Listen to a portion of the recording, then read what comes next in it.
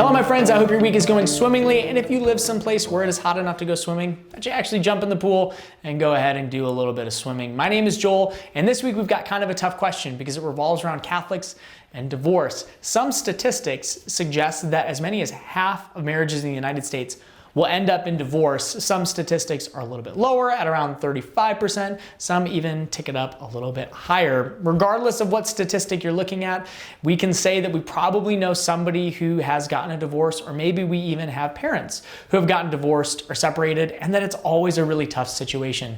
People don't get married thinking, oh, this is gonna be just a couple of year thing. Most people get married with the intention of staying with that person until the day that they leave this earth. And when it doesn't happen, that's really tough. There can be a lot of hurt in those situations, and it can be challenging, especially when there are kids involved. And for some of you, maybe you've lived through that. So the question comes up, what does the Catholic Church say about divorce?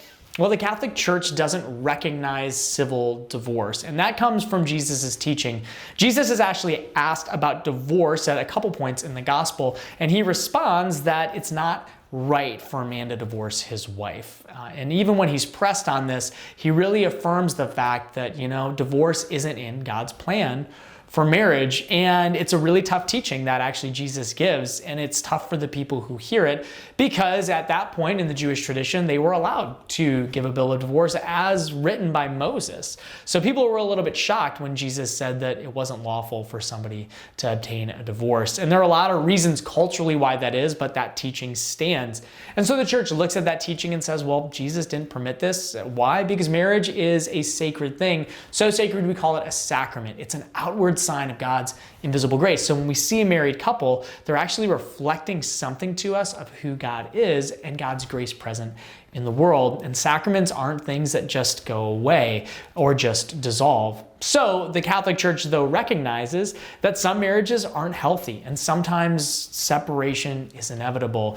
And in those situations, they would always recommend counseling for a couple. If counseling isn't an option, or there's some things a little bit deeper there that counseling isn't going to remedy, they would recommend separation for that couple and then to enter what's called an annulment process.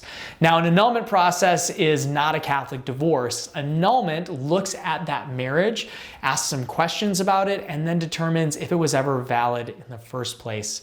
That can be kind of tough to hear, especially if your parents are divorced and maybe have gotten an annulment through the church. What does that mean for kids if a marriage wasn't ever valid in the first place? I mean, not a lot. It doesn't invalidate any sacraments, any baptisms, and it doesn't say that that couple never loved each other or were never necessarily good for each other at one point.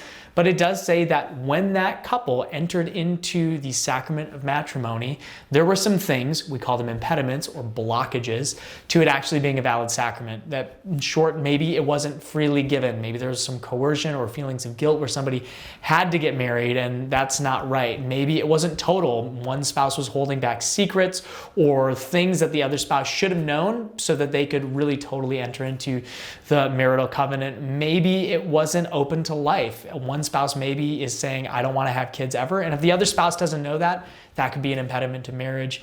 And maybe it wasn't faithful. Like if somebody was having an affair before the marriage even started and one spouse didn't know about that, that would also be an impediment. Now, there's a whole process that is gone through in order to determine those things, and the church doesn't take it lightly because the church believes in the sacrament of marriage as something that is important. But it is something that is there because sometimes, and unfortunately, it just doesn't work out, and people enter into marriage under false pretexts, and the church does have a process for dissolving that civil union by saying there was never really a sacramental one.